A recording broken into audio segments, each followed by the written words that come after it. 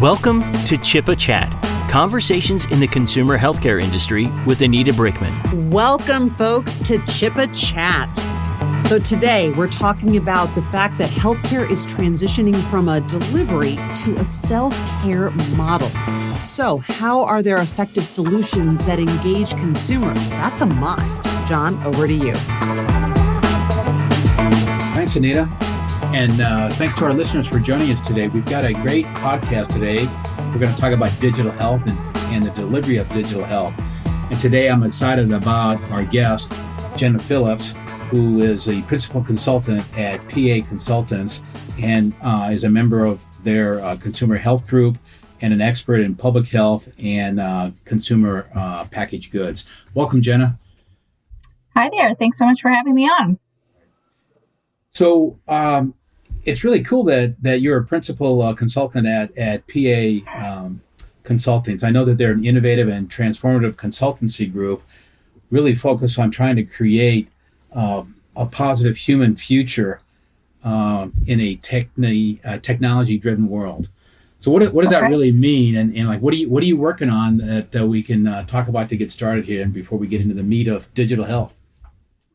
Yeah, so PA is a purpose-driven company. So just as you were describing, we're focused on bringing a positive human future in a technology-driven world, and that exists across sectors. So we work on all major sectors, including healthcare, life sciences, biopharmaceuticals, consumer packaged goods and manufacturing, transport, agriculture, all the things that make the economy tick. So the work that I do is focused pretty much at the intersection of healthcare delivery and consumer goods. So I think it's a really exciting time for the industry as healthcare becomes more consumer focused and consumers are becoming increasingly aware of the value of health and well-being in their everyday life. So that pressure and that convergence is coming from both sides, where I think there's a really interesting inflection point coming, or maybe already here, about consumer healthcare and how that's enabled by technology to drive progress. But across PA, that's just the sort of thing that we're really interested in, kind of that intersection of technology and human potential. Yeah. Well, there's no better time than what we've just gone through in the last 12 plus months to be able to look at this. The consumer behavior has been really amazing to see, especially the adaptation and the improved awareness that consumers now have on health care. And so I'm kind of curious a little bit on some of the behaviors that we see, especially in the dietary supplement category and consumer health care in general, is that consumers now want to own their health. And while in the past it may have been considered self-care, which means, okay, I decide that I need, say, an OTC product, or I'm going to take calcium for bone health, I think it's expanded a little bit to this concept of personal health care, where you can choose to use a healthcare professional to help you decide. But at the end of the day, you own it or co-own it. And the digital platform is really going to help facilitate and accelerate that. But are you seeing the same trends and the same behaviors that I just described? Yeah, I think that's right. So a few things that you alluded to influenced that change, I think. So, of course, COVID-19 rocked all of our worlds, but in particular, our focus on health became that much more acute. So many Americans had direct experience or secondary experience with the pandemic, and that focus on immunity and health has really jumped to the top of our collective radar screens. At the same time, I think personalized and precision medicine have made some really major advances, going from where it has initially started in sort of the oncology space with targeted therapies in that area to now more and more chronic diseases, non-communicable diseases, infectious disease, all have the opportunity to benefit from the insights into precision medicine and precision healthcare. On the consumer side, I think the transition from or in the circular way between self-care, personal care is all sort of focused on that same concept of like the value of personalization. So we want the things that work for us, and we want them to be delivered in a way that works with our daily lifestyle. So as more of us are spending more of our time at home, I think delivery and this sort of channel of accessing people at home has really expanded, and that also has driven growth in telehealth as an offering. So I think that desire to make the decisions that work for you is driving progress across this kind of personal care, self-care, and down to the precision medicine space in highly complex disease areas. So it's all very much related back to, I think, that focus on individualism and get me the thing I need at the time that I need it. Well, so digital platform delivery or use is going to be very engaging for sure, right? The consumer in particular will want to be part of that. But one of the things that we've also noticed in the category is that, number one, everybody's talking about it.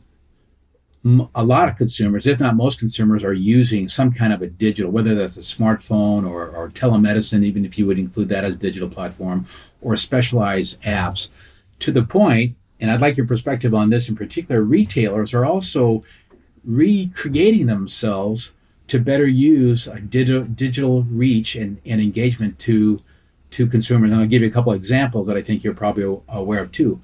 CVS, as an example, are now creating their own kind of clinical health hubs. So is Walmart. And I understand that CVS is going more and more digital, and they're going to be introducing, sometime in the next year, new digital platforms that'll be very engaging for consumers, to become not only loyal customers, but to do a better job of taking care of their health. Are you seeing trends like that by big manufacturers and by big retailers who can work together in opportunities to really leverage this new trend? Yeah, absolutely. And I think that sort of channel strategy is really interesting for me, really exciting space, because increasingly in the consumer goods space, we're seeing this merging of the digital and the physical experiences, particularly in retail. And that I think has been really crystallized over the last 12 or so months with this new channel of buy online, pick up in store, shorthand BOPIS. And that merged experience, or one single experience, where there's not that frictional transition between my experience online and my experience in a physical retailer. So CVS is an amazing example of that. Walmart's healthcare offering, I think, is making pretty significant inroads and advancement in that way, and with a little bit of a different target market. And then, there are real health systems that are putting roots into the community for care delivery at retail pharmacies, in grocery stores, finding people where they are. So I think there's that traditional healthcare delivery channel that's moving more toward a retail delivery, but simultaneously retailers are moving toward that digital experience to provide that seamless access for consumers. I don't know that there's a great example yet of a healthcare company that has gone from true healthcare delivery in that institutional setting all the way to the other end of the spectrum with true and complete digital delivery, though some of the hospital at home initiatives that are being pursued by some big healthcare delivery organizations might be getting there. But I do think that seamless channel transition is a really meaningful and important trend that healthcare and consumer health organizations are pursuing in different ways. So Jenna, what's really interesting is everybody's using digital technology these days, right? We know the consumer is very comfortable with digital platforms, whether they're smartphones or not. We know that retailers are adapting digital quite extensively. Manufacturers still have some work to do, especially as a growth strategy that can be developed. Will be really incredible when that happens. But I don't know yet if, as a collective category, we would all agree with what digital is. So as an example, we know that there are online DTC, direct-to-consumer websites or companies that have you come on and they'll give you like a digital personalized offering where you take an assessment and then you get a recommended set of products. But that's not really digital to the point where a platform engages you, stays with you, and might even help you manage a specific issue or a health concern that you have. How does and how should the healthcare look at defining what is digital? Is it, and I don't think it is, but I'll ask the expert here, is it telemedicine? I don't think so, right? But what is digital? Is it app-based engagement? How would you define it? So digital, I think, is a huge question, and it's hard to say where it's going to go, because when I think about platform-based businesses, I think of like the big social media companies that have developed platforms that have a variety of digital functionality, whether that's social networking, advertising, shopping, and increasingly, when I look at Amazon's pharmacy offering, they're getting into healthcare as well. So I think for a digital platform business to succeed, it has to kind of take this perspective that we're going to be multifactorial. We're going to do different things, and our offering is going to be personalized to our consumer or our patient's specific needs and requirements.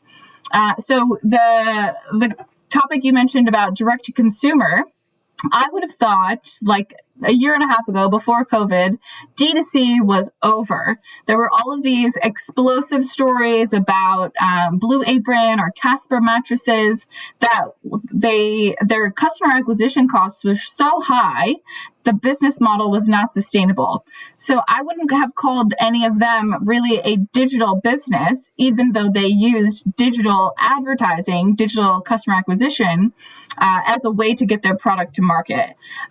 Similarly, the diagnostics question, I also don't really think that is a digital platform business, though increasingly some organizations are building from a diagnostic all the way through the product experience, which I think you were alluding to with some of the more engaging health type of offerings. So not a healthcare company, but Weight Watchers, or WW as it's now referred to, I think has done a pretty good job of building a platform business that goes from diagnostic all the way through to product and experience delivery. So digital can be elements of that full life cycle or that full value chain of delivery using platforms. But I think big platform-based digital businesses have the best chance of making the inroads into consumers' healthcare such that it's their daily, part of their daily life, part of their daily health practice or lifestyle behaviors. Okay. So at the very least, is it fair for us to say is when we talk about digital, we're not talking about search engine optimization and online purchasing. It really is about focused, engaged, engagement of a health issue, right? I mean, it's a call to action more than a convenient way to shop, or talk to your practitioner. And think about human health as a platform. So when we talk about things like chronic disease, no human person says, I have chronic disease. They have diabetes. Maybe that's one part of their life, or an element of their behavior or their day-to-day lifestyle, but you're not a person with diabetes. You're not a person with chronic disease. So I think if we think of health as a platform, that opens up a lot more opportunities to engage across kind of the consumer need states that go beyond, I have this specific issue that I need someone to fix. So it's less of that like reactive need, meet, answer, and more a proactive approach to health and wellness. I think that's where self-care, personal care, all of this kind of lifestyle, ongoing medicine can lead to. Yeah. Well, so let me ask you a question kind of maybe a little bit differently, is that if a manufacturer or retailer is not thinking about this, they're already too late. Fill that blank in for me. What is the this? What do they need to be thinking about strategically? Yeah, data analytics, I think, is the top thing that manufacturers and retailers that I see in the market are not thinking about in a rigorous way in most cases. So understanding who your customer is. So when I think about very crowded or more commoditized categories, the differentiator often ends up being marketing, because there's not a clear understanding of the need state that's driving consumers to their product. And analytics can really drive that. About a year plus ago, the last conference I went to before COVID was a conference all about personalized beauty. Which is not necessarily something that comes up in kind of the healthcare space a lot, but I think it has some important crossover in that so many things these days are kind of in this like health and wellness space. Often beauty and cosmetics gets lumped in there. And a panel discussion that I watched that I thought was so insightful was a question to one of the panelists asking, what company operating in the personalized beauty space today has the best chance of success? And the answer, without hesitation, was Google, Facebook, Amazon. These companies that are platform-based businesses that have access to huge amounts of data on their customers can point you, the consumer, to the product that you need, knowing just what they know about you based on your behavior. So you don't need to go through like 50 different diagnostic tests, whether that's online assessments or blood-based biomarker assessment to tell you the product you should use to manage your eczema, whatever that might be. They already know so much about you. They can point you to that product that you can buy at Target or on Amazon or wherever is the product that's going to solve your need, and you don't need to go down to N of one manufacturing. So that's the power of data and analytics that I don't see a lot of businesses in the healthcare space operationalizing in a really meaningful way yet. So is the key to understanding, your consumer or an interested consumer's behavior is how to take that behavior, translate it into something that's relevant to, say, a manufacturer's brand or product solution, and then engage the consumer to essentially push them toward that solution and try to create a loyal, sticky customer. Yeah, and I think in health categories, I think there's some ambivalence about like marketing. Is it unethical for us to push consumers, customers, patients, whatever term you want to call end users, to a particular product? And I think people are conflicted about that. But I think data can identify the product, the service, the solution offering that will likely meet the stated need. And so I don't have a problem with that. But I do hear that a lot in the healthcare space, that people don't like that. It feels dirty in some way to market healthcare products. Yeah, what's a service of information that you're helping a consumer improve themselves, or like in the world of healthcare, is trying to get a consumer to adapt a healthy lifestyle with healthier products, right? So I'll give you an example that I'm curious about, the application of digital. If you look at the dietary supplement space in particular, there is an estimated over 70,000 plus products on the market. And so, the classic online interaction is, you go and surf, you Google a specific issue that you're concerned about, and then you try to find a solution. But even that will take you from 70,000 possible products to 25,000 products.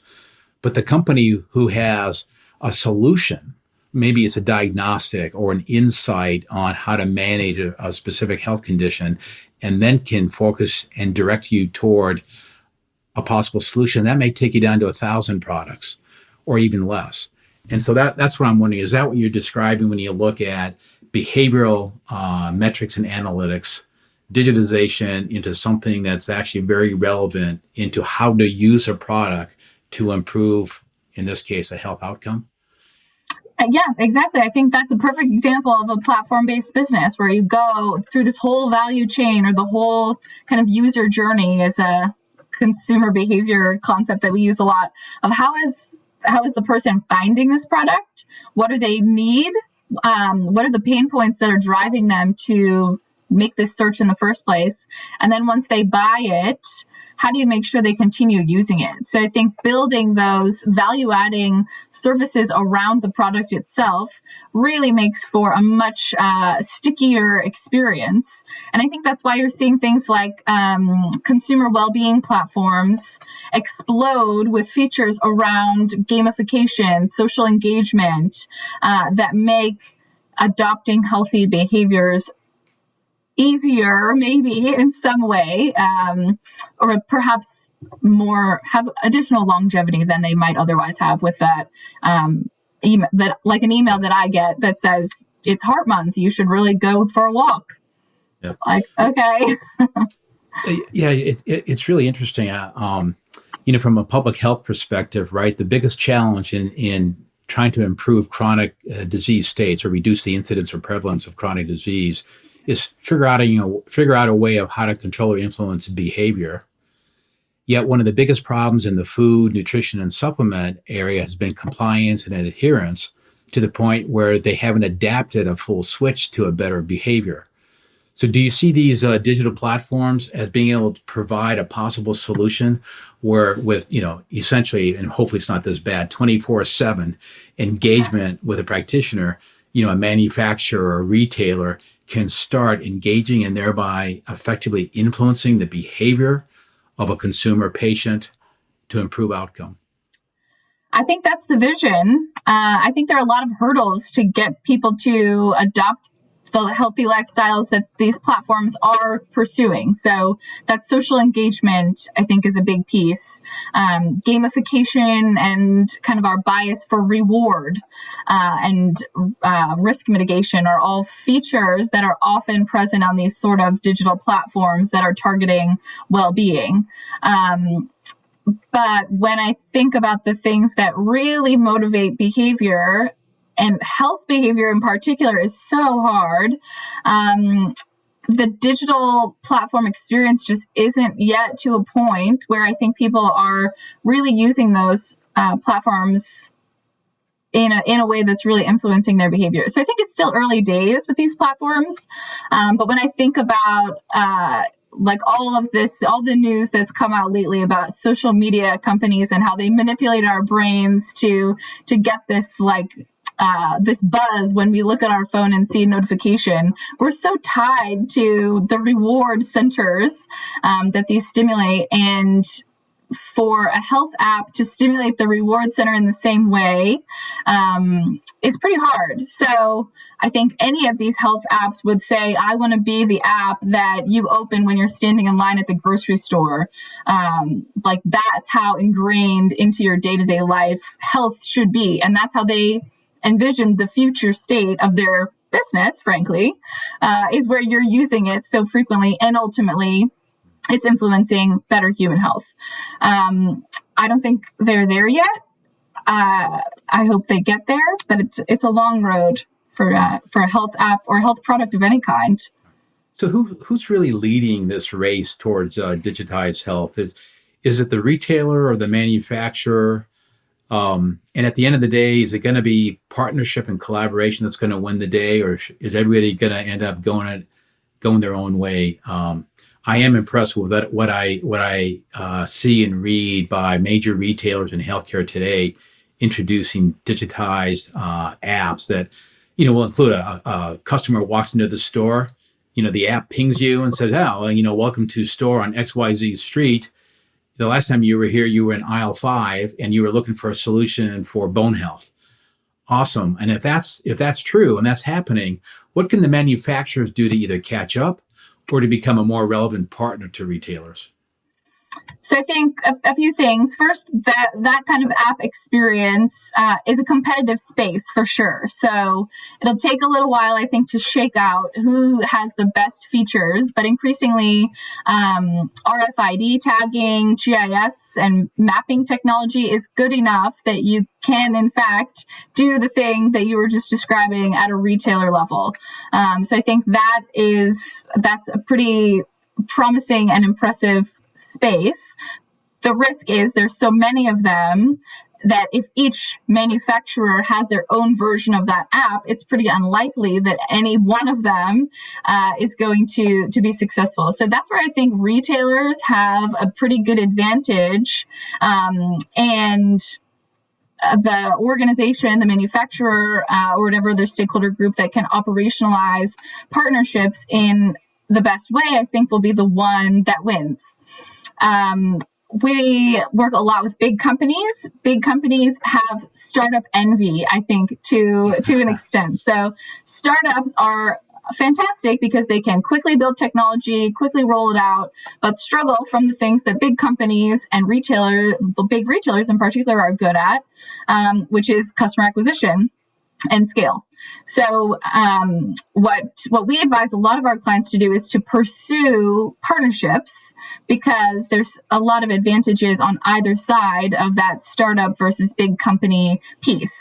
I think there's still some reluctance to do that because this kind of culture of intellectual property and the awareness that it's such a crowded space make companies of all sizes reluctant to give any leeway. But I think as it becomes more crowded and there's more interest, particularly in the digital technology side, these partnerships are going to be really necessary to deliver a good experience that's actually meaningful and insightful for the consumer. Especially in the dietary supplement space, there are a lot of small to mid-sized companies, and usually they're the ones who innovate faster, and can adapt or pursue things like digital health technologies faster than larger companies. But in this case, it seems to me that, especially in digital health, the larger companies will have the advantage because they have more retail experience and they have the wherewithal, because this is expensive technology, isn't it? So the adaptation of a big brand into a big retailer footprint is really going to take a lot of wherewithal, isn't it? I mean, it's not something that a small startup can do and by SEO optimization, on online, convince 10 new customers a minute to buy your product. Right? That's not what this is about. This is really sophisticated, meaningful technology that's going to transform the healthcare category over time, won't it? I think that's right. And I think it's particularly the big retailers that have huge advantage in the space because of the access to consumers and scale. And many of them have made significant investments already in data analytics operations that can incorporate these insights more rapidly. So I would not say that a lot of the startups that are spending tons of money on customer acquisition to get a proof of concept, to get the next round of venture funding, are likely to make a huge splash in the space unless they have really disruptive technology, which some of them do, and can demonstrate product market fit in a really significant way early on. Yeah. So beyond engagement, do you see in the continuum of healthcare as we know it today, right? It starts with, you go see your doctor, there's like a patient assessment, basically a dialogue with your practitioner. And then usually it goes to diagnostics. You know what? We're going to have to do a test. I'm going to, do an MRI, or I'm going to go do a blood diagnostic on you. I got to find out more information. Then you get the result, and then you prescribe some kind of a therapeutic regimen or product selection, and then you wait, and the revisit cycle continues. That continuum could all be digitized if it's an advantage. I mean, and is that important to link the different pieces in healthcare, or they can be standalone and accessible as standalone rather than fully integrated system components? So I think healthcare delivery is the perfect example of how to achieve platform-based businesses. The way healthcare has traditionally been run in healthcare delivery, it's a fee-for-service industry. So we like to think that we're paying for healthcare as a service. I go in to the doctor, I have this issue, the doctor identifies it, I get treatment, I'm fixed. When in reality, the way healthcare operates is I'm going to perform X drug on you or service on you, and you pay me, or your insurance company more likely pays me for that service rendered.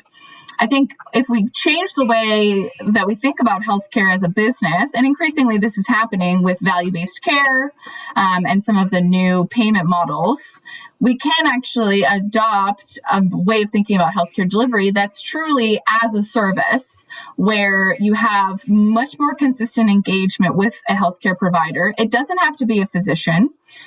In fact, many states in the U.S. have expanded scope of practice laws throughout COVID just to give more capacity to the healthcare system. So once COVID is not such an acute problem anymore, you now have a whole slew of nurse practitioners, physician assistants, critical care nurses who have been operating at a higher level of independent practice that now will probably be able to practice independently without that supervision of a physician in many states, which is amazing because that builds huge capacity in our healthcare system to deliver more of these personalized as a service type of offerings. So I think traditionally concierge medicine has been something that's like reserved for the rich and famous, and you have your doctor on call and you can just give him a text whenever you are feeling an ache or pain. But with this increased capacity in the healthcare system and better access to digital tools, healthcare becomes infinitely more scalable than calling up your doctor and saying you have an aching knee, but then having to wait 3 weeks for an appointment. With the extra capacity that's provided by practitioners who have more independence and digital tools that make that much more accessible, I think this health as a service business model is much more attainable for forward-looking provider organizations. That's really interesting. I've had a chance over the last several weeks to speak to some colleagues that are in the hospital world, healthcare provider world. And to my surprise, actually, in the times of COVID, a lot of hospitals were under financial stress to the point they were significantly losing dollars. But those hospitals who had digital access, integration, engagement were the ones who were surviving. They didn't really miss a beat in engaging with their patients. And then that linked also to retailer drugstores who were digitized or developing digitized programs. So that connectivity that you described actually can work and make a big difference on a number of key issues facing healthcare today. One last area that I want to spend just a little bit of time talking to you about is really the use of digital applications in professional education and actually education in general in healthcare. You know, webinars have been around for, I don't know, at least 10, maybe even 15 years. There's the virtual world that we've all become familiar with and most of us love these days. And those are always effective ways to deliver education. But do you see in the world of education new applications as a result of new digital technologies that can make a difference?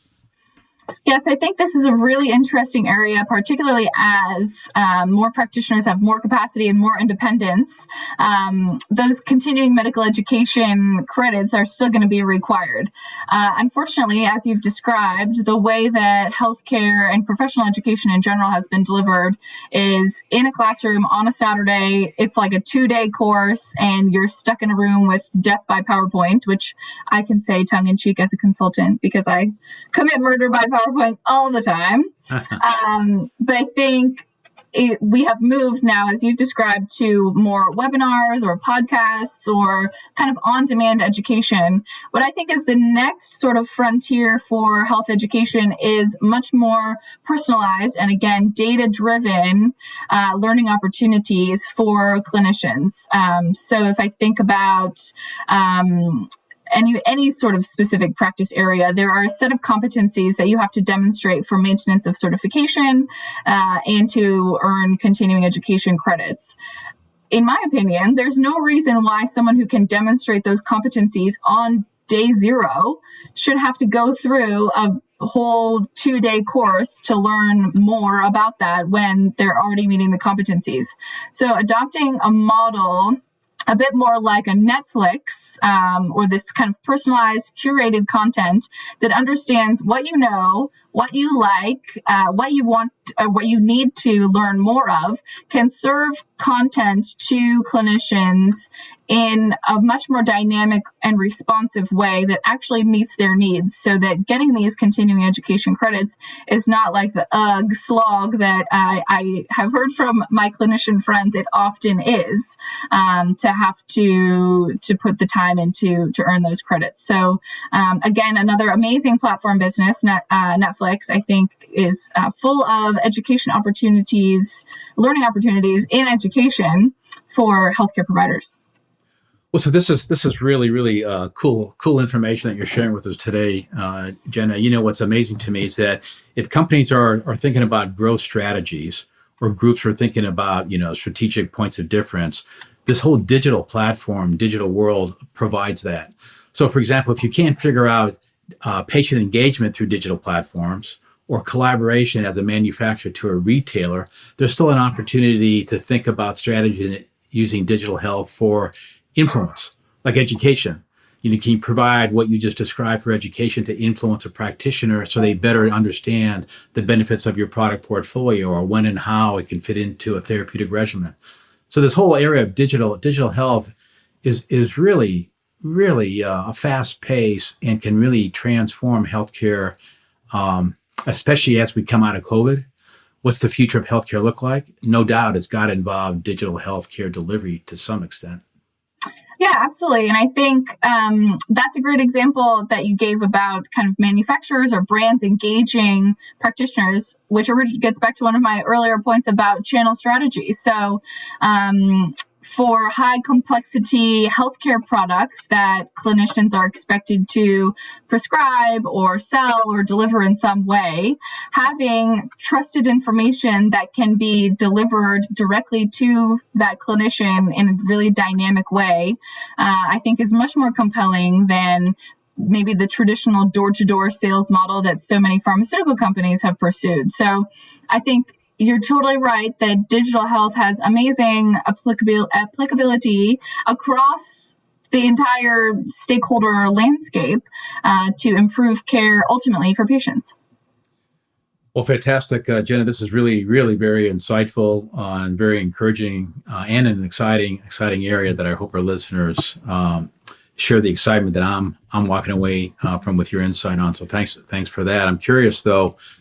You're the first person that I've met that has the depth of knowledge and awareness on this topic in a long time. You have a favorite digital app? What do you do to take advantage of the technology that you know can make a difference, or do you? I am a big fan of Headspace.